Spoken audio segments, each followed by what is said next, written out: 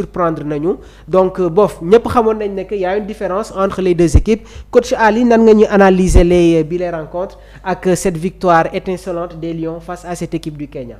Bon, une victoire sans surprise, hein. Sans surprise. Peut-être score bi moo fleuve, score bi peut-être moo ñu surprendre, mais victoire bi surprendre ñu face au Kenya. Parce que Sénégal, petite nation yi musuñu ko jaaxal quoi. Amul difficulté par rapport aux petites nations. Très bien. Te booy xool il paraît que même Kenya n'est même pas qualifié en Coupe d'Afrique. Pour la Coupe d'Afrique. Waaw, donc c'était un match que pour la forme. Ouais. Parce que comme jógee nañ ci Brésil bien vrai que teel nañ jël match bi mais comme jël nañ adversaire bu nekk au-dessus. Oui. C'est-à-dire le Brésil. Oui. Bon malheureusement on a perdu. Léegi il fallait que bon ñu am genre match yi nga xam ne. Bon pour voilà dinañu permettre ñu def la revue d'effectifs. Permettre ñenn ñi ñu mën a jouer. Bon gis naa ci match bi la répétition. C'est-à-dire bon comme on joue comme on s'entraîne. Gis naa répétition yi gis naa la répétition des gammes.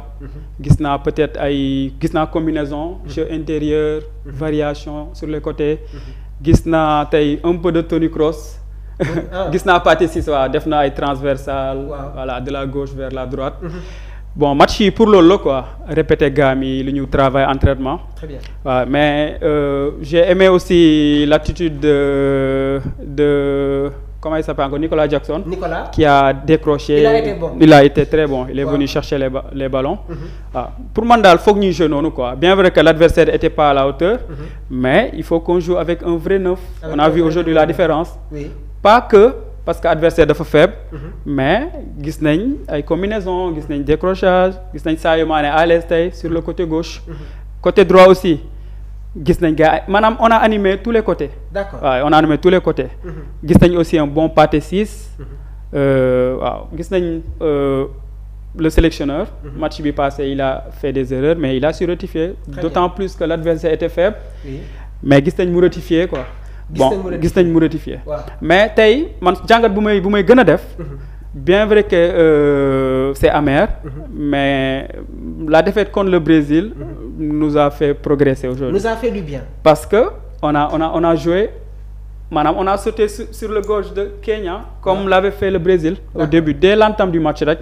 dañoo yëg seen kaw non dañoo yëg seen kaw pressing bi ñu Brésil def. moom la ñu def ñoom. Très bien. moo tax am na benn but boo xam ne soit deuxième ou troisième récupération la benn but récupération haute gars yi projeté wu dem dugal.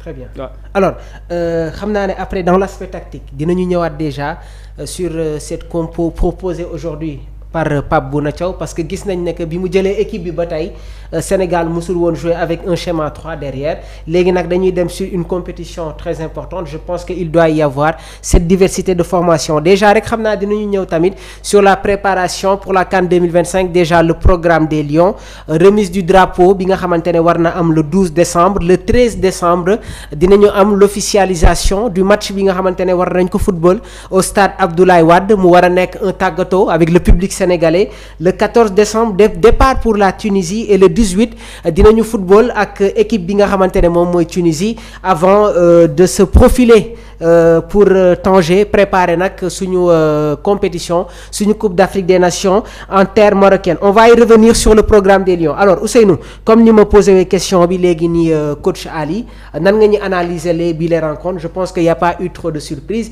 ñun ñëpp ñu ngi doon xaara ni des rectifications sur l'aspect tactique Pape Thiaw bàyyi na loo xamante ne moom la ñu tàmmoon di ko gis mu ñëwaat avec un nouveau système je pense que aujourd'hui il y a une différence et ça doit être dans la continuité bu baax.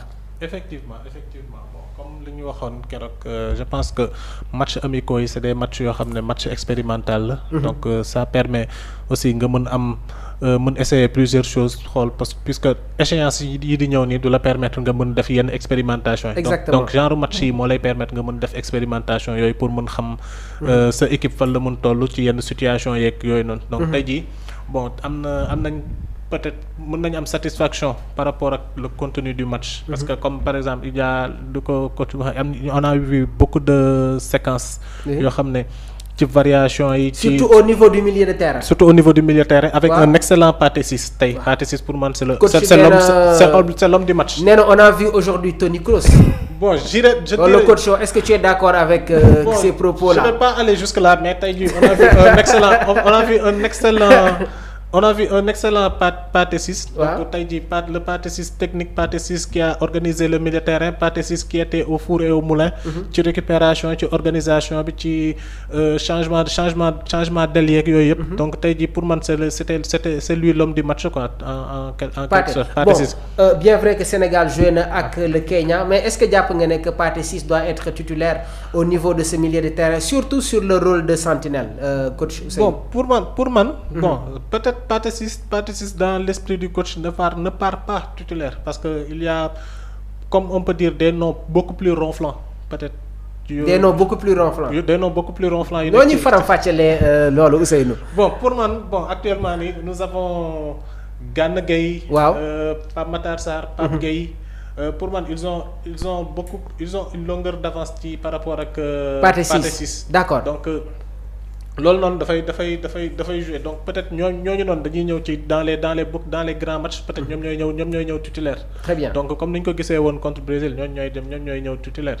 donc mais Pathé Ciss ba tey il a montré ce qu'il sait faire, il a joué son va-tout. Maintenant il met la pression sur le coach. Pour man à la place de Pape Thiaw je serais pas tranquille parce que j'aurais beaucoup de maux de tête. pour faire des choix. Donc, Pape a été clair. Pape nee na jamono ji il a des problèmes pour dormir. Et il y a des choix compliqués yoo xamante ne dina ko def. surtout la liste bi nga xamante ne moom la war a yóbbu CAN bi Ousseynou. effectivement parce que yombul parce que déjà rek je sens que avant émission bi rek. waaw j'ai essayé de voir mais yombul de. bopp buy metti la ci lay joxe donc bopp buy metti parce que il y a beaucoup de joueurs qui sont là. qui méritent d'être à la Coupe d'Afrique, à la CAN et au Mondial. Et sur 26 places, ça va être compliqué, sachant qu'il a convoqué 27. Et sur les 27, et nous avons 3 titulaires absents. Ça veut dire sur 30 joueurs, devoir en faire 26. Dina metti trop.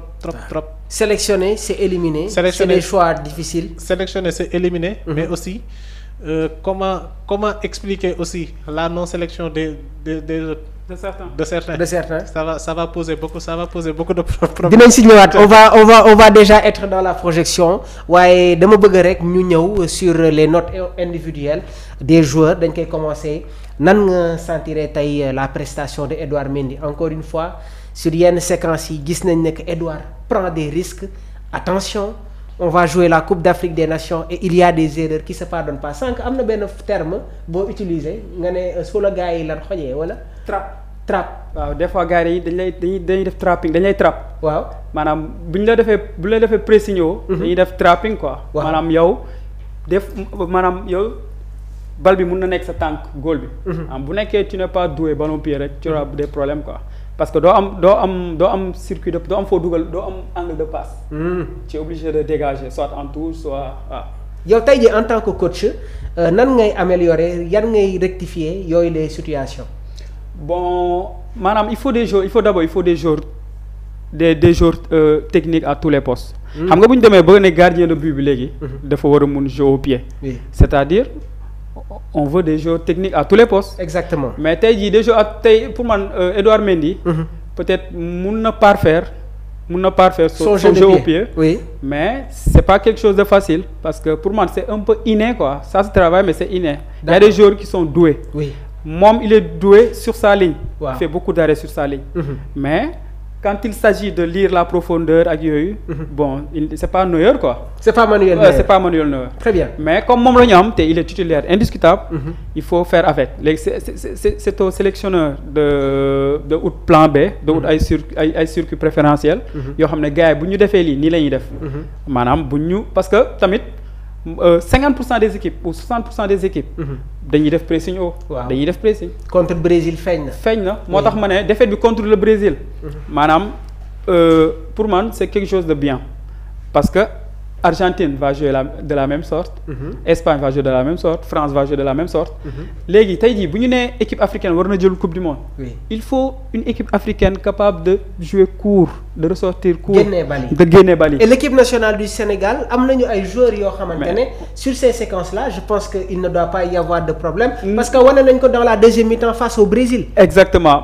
deuxième mi-temps contre l'Angleterre aussi. contre l'Angleterre wane nañ ko mais deuxième match mi-temps contre Brésil.